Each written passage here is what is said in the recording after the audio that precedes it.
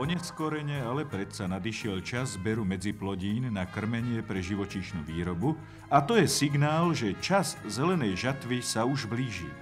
Na jednotnom roľníckom družstve vo Výčapoch Opatovciach začali poľnohospodári zberať ozimné miešanky zo 100-hektárovej parcely.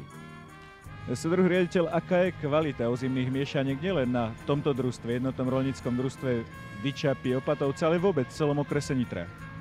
Je možné povedať, že kvalita ozimných miešanok je dobrá.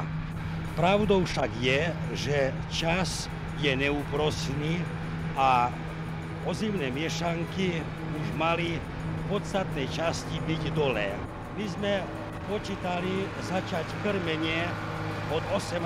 apríla a prakticky len v minulom týždni sme začali s krmením. Je to tým, že počasie, ale aj vývin nedovoloval včas začať krmiť ozimné miešanky. Zelenej hmoty je teda na poliach dosť. A čo je najdôležitejšie, jej kvalita je dobrá. Teraz ide o to, racionálne ju využiť.